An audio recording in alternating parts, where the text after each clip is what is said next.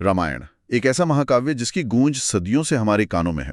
आज हम कुछ पारंपरिक स्रोतों के जरिए ये जानने की कोशिश करेंगे कि आखिर इस महान कथा का जन्म हुआ कैसे, खासकर महर्षि वाल्मीकि के नजरिए से। बिल्कुल। और हमारा मकसद है उन घटनाओं को, उन प्रेरणाओं को समझना जिन्होंने इस अद्वितीय ग्रंथ को रचा। एक सवाल, एक दुखद घटना और फिर एक दिव्य प्रेरणा, कैसे ये सब मिलकर ये महाकाव्य बन गए। हाँ, तो जैसा कि हमें ग्रंथों से पता चलता है, ये सफर शुरू होता है ऋषि वाल्मीकि के मन में उठे एक गहरे सवाल से। वो सोच रहे थे, क्या इस दुनिया में कोई ऐसा इंसान है जो सारे गुणों से भरा हो, मतलब सच्चा, धर्म का पालन करने वाला, दयालु, अपने वादे का पक्का। जी, और ये सिर्फ एक जिज्ञासा नहीं थी, ये एक तरह से एक आदर्श की खोज थी। और कहते हैं कि तभी उनके इस सवाल का जवाब देने के लिए देवर्षि नारद, जो तीनों लोकों का ज्ञान रखते हैं, वो खुद वाल्मीकि जी के आश्रम पहुंचे। अच्छा, तो वाल्मीकि जी ने उनसे पूछा?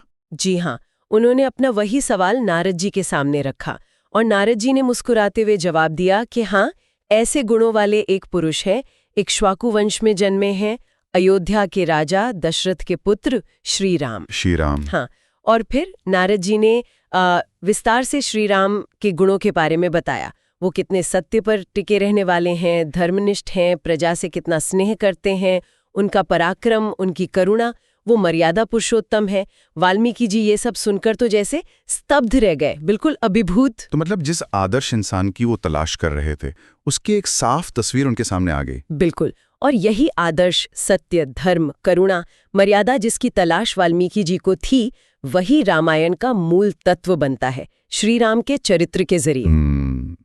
फिर नारद जी के जाने के बाद एक दिन वाल्मीकि जी तमसा नदी के किनारे गए स्नान के लिए अपने शिष्यों के साथ।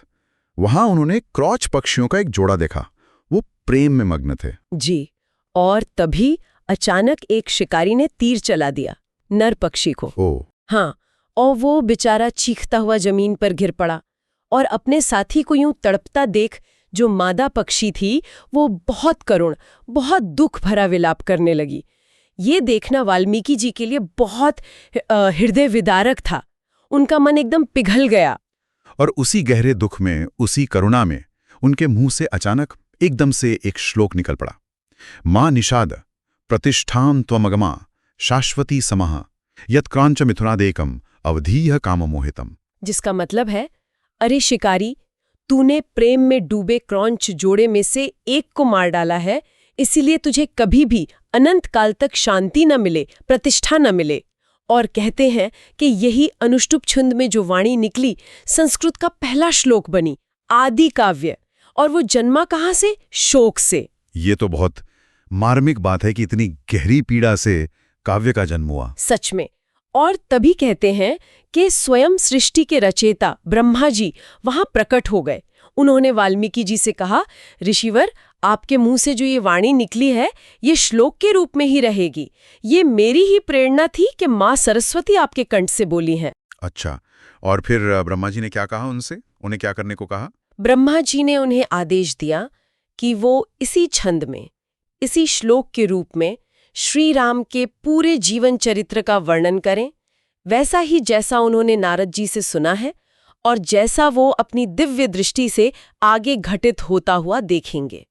उन्होंने वाल्मीकि जी को ये वरदान भी दिया कि रामायण की कोई भी बात उनसे छुपी नहीं रहेगी और जब तक इस धरती पर पहाड़ और नदियां हैं, तब तक रामायण की कथा लोगों में चलती रहेगी।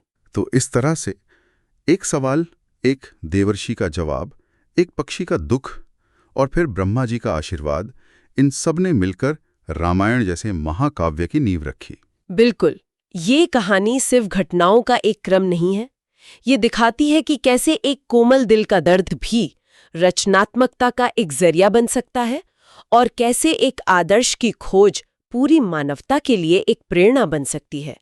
वाल्मीकि जी ने सवाल पूछा, नारद ने जवाब दिया, प्रकृति ने प्रेरणा दी और परमात्मा ने आशीर्वाद दिया। तो आज हमने रामायण की शुरुआत कैसे हुई, इसकी एक शांत और प्रेरणा देने वाली यात्रा को समझा। वाल्मीकि के सवाल से लेकर ब्रह्मा जी के आदेश तक का सफर। हाँ, और ये सोचने वाली बात है कि पहला श्लोक शोक से पैदा हुआ। ये हमें क्या बताता है? कि गहरी भावनाएं, चाहे वो दुख की ही क्यों ना हो, कला और साहित्य को रचने में कितनी अहम भूमिका निभाती हैं। कैसे गहरी सहानुभूति, गहरी पीड़ा भी ऐसी रचनाओं को जन्म दे सकती हैं जो हमेशा जिंदा रहती हैं। शायद सबसे बड़ी कला वहीं से जन्म लेती है जहां भावना सबसे गहरी होती है। इस पर सोचा जा सकता है।